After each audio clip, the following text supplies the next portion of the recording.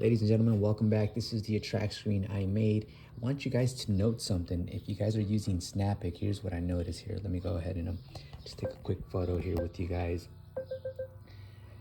And then I'm gonna jump right over here too and show you guys this cool effect that you can use for your selfie booth and just give it to the clients and tell them, hey, this is a premium effect, but I'm gonna go ahead and include it. So as you guys know, there's like framing right here, right? But this little piece right here is sometimes difficult when you're creating it on Canva to center it right here and not too much to the left or to the top, to the bottom, or to the right. You just want to keep it in sight, right in the center, right here, in the middle, right? So I'm going to show you a hack not really a hack, just a strategy that I use on Canva. And I'm going to skip here. Another thing, guys, is I know Snappic has this really cool fire effect reveal right now. Right here, boom.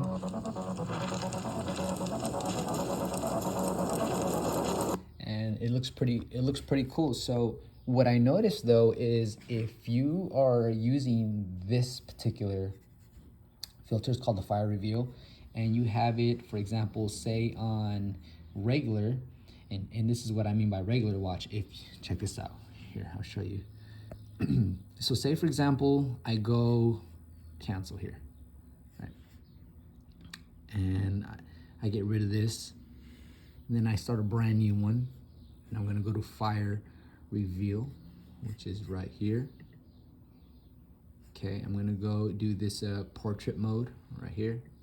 I'm gonna keep it at 40 to 60 frames per second so it looks dope. I'll go ahead and leave the music on there, no biggie. And then for recording, I'm gonna leave it as this, but if I jump over to the timeline, you guys can see that this video is gonna be 18, almost 19 seconds long. And so what happens is, because there's AI segmentation, if you don't have like an M1 chip, it's gonna take a little bit longer than usual, especially if you are set up at 40 to 60 frames per second, because it's a lot more data, it's more frames. You can also go with normal, which normal is going to look decent, but I do like the smoothness of the 40 to 60 frames per second. Now let's hop on back to the timeline right in here. So what I do for the selfie booth is I do this. I come over to the very end, which is 5 right here. I click on 5, and then I realize 5 is only a reverse playback right there. And I don't really need the playback as long as they can see the effects, right? And it doesn't necessarily have to circle back. So what I do is I'll chop this one off, and now I'm left with 13.5, which is less data for my phone or your iPad to render. So now I can go to save right in here like this, and then save the changes right there, and it's gonna save the changes.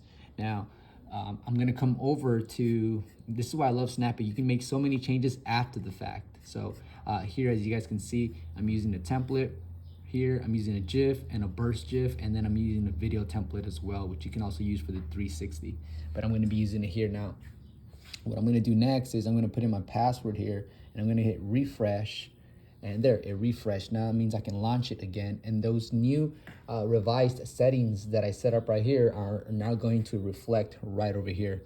And all I have to do is this. I'm gonna go to video, and I'm gonna record this video, but because I want you guys to see how fast it's gonna render here. And I'm using this mobile hotspot right here from T-Mobile. And so it's doing the rendering process right now. Once again, this is at 40 to 60 frames per second, and I shorten it to, I think, almost 14 seconds. So this is pretty fast. It's rendering pretty quickly. One of the guys, and I forget his exact name, he, oh, here we go. See that? You taking off? So boom. And then it slows it down. But that right there alone, just right there, that'll be dope for the kids at the school to post on social media. Now I can just airdrop it, right? Tap to finish. And so if you guys want me to put out more content, like breaking down, because I know these videos do take up a lot of time, and I know your time is valuable as well. But if you guys feel like maybe I should put out more content as far as diving deep into like little edits like this, hit me up in the comment box below and let me know. And hit the thumbs up button. What else can I show you guys? Yeah, let me think of some more creative ideas, but I do need your help, guys, and steer me in the right direction as far as where you're struggling and what areas you need help with. I only mess with Snapic now, so if you guys have issues revolving TouchPix or Luma Booth, go ahead and reach out to their technical support team, guys. They have a technical support team, and they get paid to assist you guys. And for me, well, I'm down to help you guys, but for the stuff that I actually use and I'm really familiar with, and relevancy is a big thing. So if I know some of you guys have questions about TouchPix, and honestly, it's been so long that I'm irrelevant now when it comes to TouchPix. I don't know what they're up to. I don't know about their settings, so it would be difficult for me to help you out, knowing that I'm not up to speed with other platforms aside of Snapic. If you sometimes you guys are wondering, David, how do you edit your videos and post them on Instagram? I use iMovie. In fact, I'm gonna make a video and show you guys how I do that, how I make that happen, baby. All right.